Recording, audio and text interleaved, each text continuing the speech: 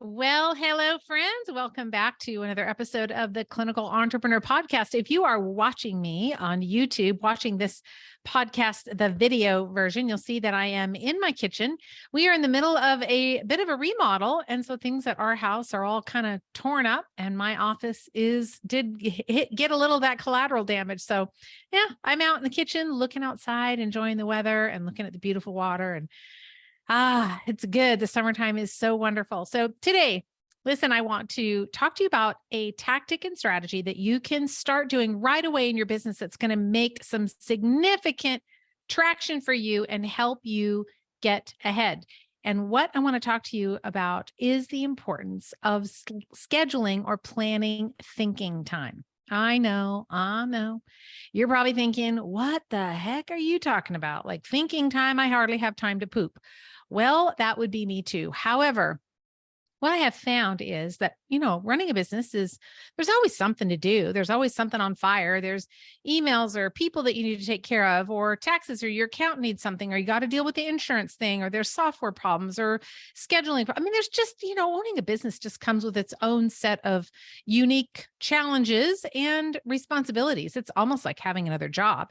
If you were just a W-2 employee in your own business and somebody else ran the business, you could show up, punch your clock, go in, do your job, punch clock, go home, and enjoy your evening and never give another thought about the business. But as a clinician, if you are listening and you own your own practice, then you know that it doesn't work that way. When all the clinical work is done, then we still have all the other things that we need to do. There's marketing to think about. There's, taxes and savings and finance and paying the bills and looking for vendors and all the things that go into running a business. So how do you keep all of that straight in your head? Sometimes, I don't know if you're like me, but sometimes it feels pretty darn overwhelming. And my list of to-dos that are not, how do I say, they're not focused on my end game. In other words, what I really want to be doing or what's going to move the needle in my business. Those things are the things I really want to focus. I want to put, 60% of my time, 70% of my time working on those things. But the problem is that all the other things end up getting in the way. I was looking the other day in my list of tasks, and as a team, we all use a project management software called Asana. And I was looking in my tasks of all the things that I needed to do. And there was a ton of stuff in there that was just personal things like check on a refund and something didn't ship that was supposed to be shipped. And then there was something else that came that it needs to get returned. And then I needed to call we have insurance for State Farm and there was a problem with the bill. And so I have to call them and find out what happened. And, all those little things that get in the way of us doing what we need to do. So how can we create a space where we just can push all of that other stuff away and the space is for just thinking about the business? And that's what I like to call thinking time. So this is a relatively new habit for me. I think I mentioned a few weeks ago my top 5 favorite books. And one of them was a book by Keith Cunningham. I'm actually listening to it, not reading it, but it's a book by Keith Cunningham and it's called The Road Less Stupid. And he talks about this. And this was actually where I'd heard it before, but this is where I thought, okay, I think I'm in a place where I'm ready to start initiating this. So when I very first started to do this, I literally set my timer on my phone for 10 minutes because to ask me to sit still for 10 minutes is hard. And for my mouth to not talk, like I am a goer all the time. So I just set my timer for 10 minutes and I thought, I'm not going to do anything but just sit and think. And I'm only going to think about my business. I'm not going to think about my husband. I'm not going to think about my kids and my grandkids and all the other stuff that's on my to-do list, calling State Farm for the 3rd time. I'm not going to think about that. I'm only going to think about my business. I might think about how are we following up with missed or lost patient appointments? How am I handling, how am I showing up for my clinical academy community, my membership, the clinical membership? How am I showing up for them? Do I need to show up differently? Do I need to do something differently for them? What am I doing inside Clinical Business Academy for the doctors that are growing their businesses and really actively working on that? How can I make that experience better for them? What kind of resources can I provide? How do I treat my team better? Or how do I incentivize them?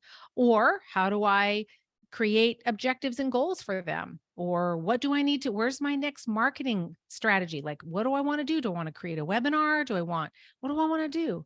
Now that sounds like a lot, I know, but I just kind of pick one or two things that I want to just think about. But what happens is cause my mind gets so quiet. And the first few days I tried it, it was not quiet in there. All my little men were running around crashing into each other because they didn't know where to go or how to get in single file and line up. So it took me a few days to get my brain to calm down so I could go, okay, I think I can get some focused thought done here.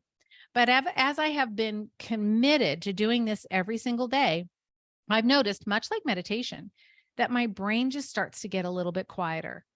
And it starts when it's time for me to sit in my chair. And I sit in the same chair, by the way, every day. I think ritual is an important part of training your body and your nervous system, what's supposed to happen. So when I go sit in that chair, there's only two things so far in that chair that have happened. It's my journaling chair, and now it's my quiet time chair, which both of them kind of go together. So I go sit in my chair and I just sit, and my job is just to think, and I set my timer for 10 minutes. Sometimes, a few times, timer's gone off. I'm like, I'm not done. I'm right in the middle of some good thinking. So I stop the timer, and then I just kind of let myself continue until I know that my process is done. So all of this to say, listen, friend, if you own your own business, I get it. And it's hectic and chaotic. And if it feels like you're treading water and you're not getting ahead and you're frustrated and you're overwhelmed because all the things are starting to happen and you're trying to take care of patients and you're trying to be a parent and a spouse and a friend and have a social life and get outside and exercise and take care of yourself and plan good meals, and all that just starts getting so overwhelming that what often happens is the wheel that doesn't squeak the loudest, which is your quiet little business over here. The patients squeak loud, the children and the spouse squeak loud, but the business doesn't squeak very loud. And so it gets ignored. But it's the one thing, it's the vehicle. Your business is the vehicle to your clinical success. You could be the best clinician in the world. You could be a stellar clinician.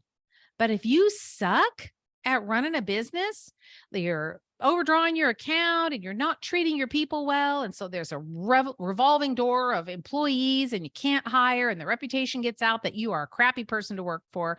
If you don't have those kinds of business things set, you're just going to burn through your money. You're not going to be able to make enough money to be able to support yourself the way that you deserve to be supported. So the business has to have a little bit of your attention. So my challenge to you is to sit down in your thinking chair for 10 minutes every day, just 10 minutes, and just think. Pick something and just let your creative mind start to talk to you. It's going to take you a few days and it'll feel a little bit frustrating in the beginning, but it does get better. I promise. And you're going to find that the chair will start to call to you. And I found a couple of times that even during the middle of the day when I've been like, wheels are falling off the bus, oh my gosh, that I tend to kind of think, I just need to go in my chair. I just need to go get in my chair and get quiet. It's like the place where you're going to get centered. And you may find that while you're in your chair or your designated spot, might be your car, I don't know. But while you're in that place, I think you're going to find that your creativity is starting to speak to you. You're going to start to think of different ways that you may be able to handle a complex patient case. Or you might get an aha about something that you've been stuck with. Maybe it's an aha about your own health. Something you go, oh my gosh, well, of course that's it. That's what it's been all along. And then that opens up a whole new possibility for you. But we can't let those creative thoughts, they don't have room to come in when all your little men are running around inside your head and they're not in single file. Think of in the military, everybody lines up and they all march exactly the same. My little men, no. There was no lines in there. They were all just crashing into each other like crazy. But once I started to have the discipline of sitting down, there started to be more order and quiet and calm so that I actually could think and I could come up with some ideas and thoughts and things that I might want to try or do or improve. And that only happened because I allowed myself time to sit down and just get quiet. So my challenge to you this week, my friend, is find your quiet chair, go find a place where you can sit down, be quiet, be still, and just let your brain think about your business, because your business deserves it. You deserve it. I want you. More than anything, I wake up every day and my number one motivator is to help you either reach more people and find more people. You want to impact people and you want to find more people. You got to serve them with your clinical skills, and you have to have a successful business in order to get more people. That's it. There's only two things. And that's what I love doing every single day, is helping you do that. That's why I do the podcast every single week, because I want to help you either serve more people or attract and get more people. So there you go, friend. That's it for this week. Find your quiet chair. I'd love to know. Like, if you find your chair, send me a picture of your chair. I'll tell you what, I will post a picture of my chair. How about that? I'll post it on my Instagram. I'll post a picture of my quiet chair, my thinking chair, it's called. And it's right by the window. Oh, it's a great chair. It's super comfy. I love it. So I'll post a picture of when this podcast, the day that this podcast drops, I will post a picture on my Instagram page of my thinking chair so you can see what mine is. And I would love to see yours as well. If you love these podcasts, it would mean the world to me if you would take a minute and leave us a review. And if you'd write a review, that'd be really awesome, because I love hearing from you. I love to know what things that you love and the topics that may have impacted you the most, because this really is a weekly labor of love by myself and my team to make sure that we are giving you the best information that we can to help you as a wellness practitioner grow and scale your wellness practice. Take care, friend. See you next week.